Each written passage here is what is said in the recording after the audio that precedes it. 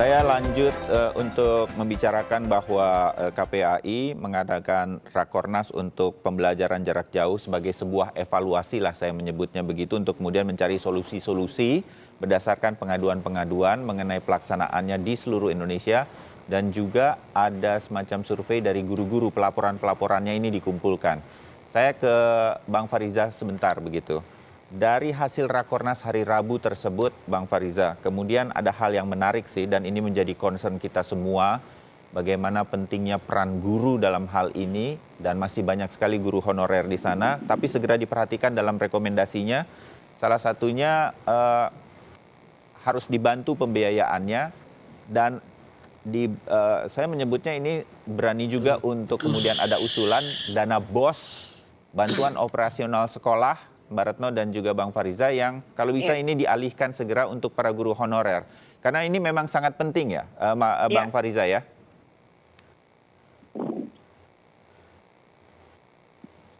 Bang Fariza? Putus ya? Atau saya dulu kali ya mengingat waktu ya? Boleh, Mbak Retno. Iya, baik. Mungkin nanti yang guru biar Pak Fariza yang umum.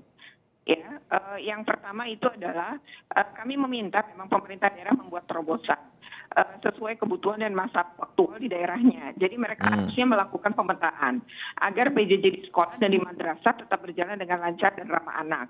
Nah ini kayak misalnya bulan Ramadan nih, kami juga menerima banyak betul laporan.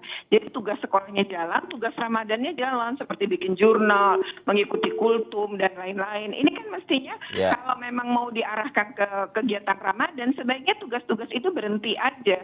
Karena ini kan merepotkan. Jadi pagi, sore semua ada tugas.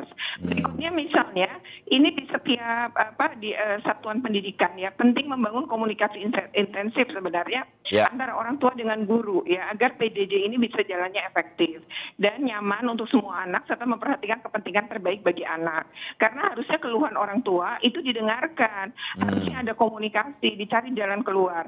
Kita mikirnya anak, jangan memikir orang dewasanya gitu. Tapi bagaimana untuk anak dan pembelajarannya itu didominasi oleh pengetahuan. Jadi dikit-dikit jawab soal. Kenapa tidak efektif sikap misalnya membantu orang tua di rumah bersama-sama melakukan apa dengan orang tua. Kan itu malah membangun komunikasi positif juga orang tua nggak stres dan hubungannya baik dengan anak-anak gitu ya. Selama berada di rumah. Kemudian juga Dinas Pendidikan dan Kanwil Agama harusnya memberikan perhatian khusus memang pada proses pembelajaran jarak jauh terhadap anak disabilitas maupun anak dalam kebutuhan khusus. Ini nggak ada panduannya sama sekali baik dari Kemdikbud sebenarnya maupun dari Kemenak. Tapi kami menghormati betul dan menghargai betul kehadiran Menteri Agama dalam Rakornas. Menteri Agama tuh tidak defensif loh. Bahkan ketika mendengarkan selesai memberi tanggapan mengatakan bahwa kami sudah berusaha tapi banyak catatan yang harus kami perbaiki dan siap untuk memperbaiki termasuk terkait dengan guru honor. Jadi memang dana BOS mau disederhanakan untuk penggunaannya. Jadi kalau memang harus diubah aturannya gitu itu bisa dilakukan di level sekolah. Nah ini yang kami dukung, kami memohon dukungannya dan memang kemarin karena Kemdikbud tidak hadir dalam arti kata menterinya, jajarannya, tapi hanya satu ya diwakili oleh Pak Hamid Muhammad, sehingga memang ini kami juga tidak bisa mendorong betul, misalnya terkait SPP yang harusnya juga sudah diturunkan, panduannya harusnya dibuat, atau misalnya terkait dengan anak berkebutuhan khusus itu menjadi concern KPAI juga, karena ini kok jangan sampai mereka nggak dihitung, padahal mereka anak bangsa ini ya, harusnya sama. Nah soal guru mungkin Bang Reza lebih tepat untuk menjawab saya rasa. Ya, Bang Reza. Mengenai para guru ini yang kemudian di dalam rekomendasi bersama KPAI ini juga ada dana BOS yang kalau bisa disiapkan sedemikian rupa. Kalau memang harus diubah, segera ubah aturannya agar guru-guru honorer ini bisa terus menjalankan tugasnya. Bang Riza. Iya, kami sudah menerima beberapa laporan ya bahwa ada beberapa orang guru yang kemudian tidak menerima gaji dalam beberapa bulan ini karena terkait dengan persoalan tidak adanya SPP yang bisa dikutip dari siswa karena tidak adanya pembelajaran secara langsung di kelas kan gitu kan. Nah, kami sudah menerima laporan-laporan seperti itu gitu. Nah terkait dengan penggunaan dana BOS saya kira Kementerian Pendidikan dan Kebudayaan mulai Permendikbud nomor 19 tahun 2020 sebenarnya sudah melakukan relaksasi ya, ketetapan bahwa angka 50%, batas 50% itu sudah dicabut Artinya sebenarnya sekolah bisa menggunakan batasannya itu tanpa batas asal ada ada bentuk pertanggungjawabannya gitu kan, asal rasional gitu. Ya. Sebenarnya sudah dicabut ketentuan 50% itu, bahkan ketentuan untuk untuk memperoleh itu harus ada NUPTK-nya juga sudah dicabut oleh kementerian. Artinya sekarang terpulang kembali kepada kebijakan khususnya untuk yang di honorer ya, kebijakan untuk yayasannya, kemudian kebijakan kepala sekolahnya, bagaimana supaya mereka bisa memberikan hak-hak yang harusnya diperoleh oleh guru honorer ini. Ya. Nah, itu yang saya kira patut diperhatikan.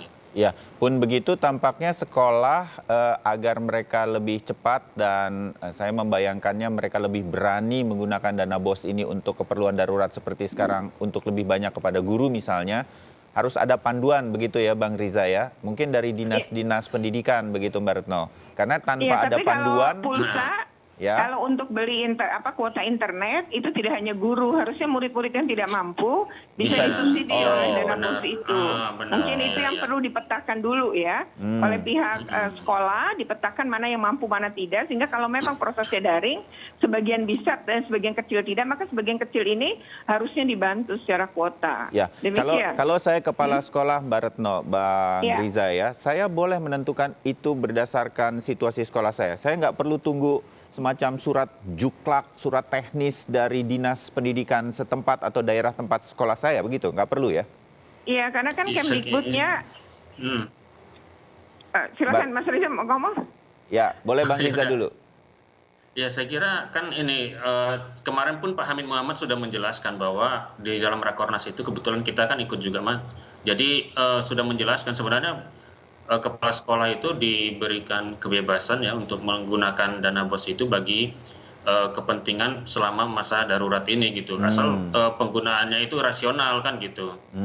Asal penggunaannya rasional kemudian bisa dipertanggungjawabkan seperti itu. Yang penting jadi ada pertanggungjawabannya, transparan. Iya, gitu, dana BOS berapa dipakai untuk apa.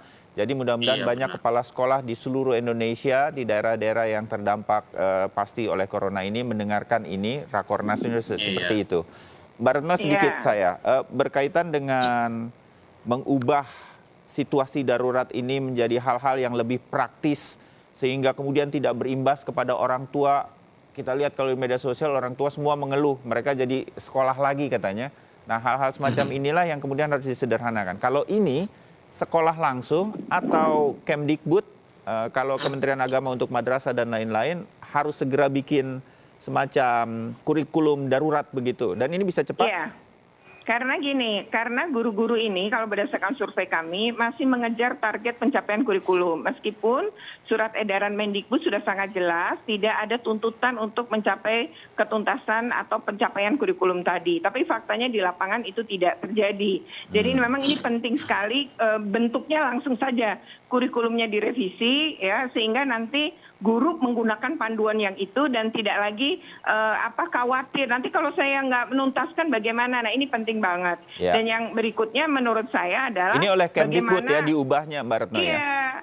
Meskipun kemarin Pak Hamid juga sudah mengatakan, di perwakilan Kemdikbud itu mengatakan bahwa dukungannya banyak dan sekarang sedang dalam proses di Balitbang. Kami minta cepat, kan tidak bikin kurikulum baru, tapi memilah dan memilih mana materi esensial menurut Kementerian Pendidikan. Dan Kemenak kemarin bilang, kami akan ikuti, kalau Kemdikbud sudah mengubah ya kami akan gunakan perubahan itu gitu. Jadi ini kan sebenarnya sudah seiring dan sejalan ya, tapi memang kemarin Balitbang ini sampai kapan kita belum tahu, tapi nanti kami akan berkomunikasi. Barangkali Pak Menteri tidak hadir juga ada sebab tertentu dan kemudian jajarannya tidak hadir tapi diwakili kan oleh Pak Hamid Muhammad. Mudah-mudahan Pak Hamid juga mengkomunikasikan dan kami berharap setelah ini akan ada komunikasi lagi gitu ya dengan pihak berwenang di Kemdikbud sehingga ini bisa segera direalisasikan agar guru nggak bingung, anak nggak punya beban berlebihan, orang tua kan juga jadi nggak ikut stres gitu ya. Kami berharap sih PJJ-nya nyaman sehingga imun anak-anak dan orang tua ini nggak turun, tapi justru meningkat. Kami harapnya begitu. Kita memang harus tetap sehat begitu. Saya mohon singkat-singkat dari Anda berdua sebagai penutup. Saya ke Bang Riza dulu. Harapan dari apa yang kemudian kemarin sudah di Rakornas, apakah ini butuh semacam hey, ini darurat, ayo kita bergerak untuk situasi darurat dan jangan lama-lama birokrasinya. Bayangan saya begitu dalam Rakornas kemarin. Ini tergambar dan apa harapan Anda, Bang Riza? Ya, saya kira kalau persoalan ini apa ya, saya tidak melihat tergambar itu ya, khususnya dari Kementerian Pendidikan dan Kebudayaan gitu ya. Oke, Tawaran dari kami jelas skenario bahwa, kalau kondisi Covid ini berlangsung, kita berharap bahwa ada penundaan ya untuk tahun ajaran baru nanti gitu. Tahun ajaran oh, baru digeser tidak dilaksanakan pada Juli 2020, tetapi dilaksanakan di awal Januari 2021 seperti itu. hmm, Nah, sementara di Kemendikbud tidak punya skenario seperti itu. Jadi, Kemendikbud skenario tahun ajaran tetap berlangsung secara normal, cuma hanya saja model pembelajarannya nanti apakah akan dikombinasikan antara daring dengan luring atau daring oke, sepenuhnya atau luring sepenuhnya, seperti itu. Jadi saya oke, kira, kita harus bersiap untuk menghadapi kondisi yang terburuk sekalipun, saya kira harus seperti baik. itu. Baik, Bang Riza. Mbak Retno, saya mohon singkat. Ini masih Iya, rekomendasi. Rekomendasi bayangan saya belum tentu diterima dan lain-lain begitu. Apa iya. yang akan KPAI lakukan agar ini bisa memperbaiki situasi untuk pendidikan atau pembelajaran jarak jauh, Mbak Retno? Ya, KPAI sebenarnya berharap betul Pak Presiden bahwa terkait dengan penanganan COVID ya salah satunya sebenarnya terdampak juga di pendidikan. Kami berharap juga pendidikan ada pembicaraan ya lewat rapat terbatas gitu ya dengan pihak-pihak terkait untuk membicarakan tadi poin-poin atau rekomendasi yang sudah kami sampaikan karena problemnya begitu banyak Ya, dan tidak bisa diselesaikan. Kami ini kan hanya pengawas, tapi bahwa semua kewenangan berada di daerah dan juga berada di kementerian terkait. Dan yang kedua adalah kami berharap bahwa nanti kami akan bersurat kepada seluruh jajaran dan stakeholder pendidikan ini dan kami berharap surat-surat rekomendasi kami itu menjadi perhatian, tidak ya. sekedar bahwa ikut rakor kemudian ada di meja gitu ya diterima gitu, tapi bahwa ini harus dilaksanakan ya demi pendidikan yang berkualitas tetap terjadi meskipun ini dalam kondisi darurat. Baik. Terima kasih banyak Mbak Retno dari KPAI dan juga Bang Fariza, Wasekjen FSGI Federasi Ya, Serikat terima Guru kasih. Indonesia. Terima kasih untuk upaya-upaya ini. Kita nanti akan bertemu lagi. Selamat pagi. Ya.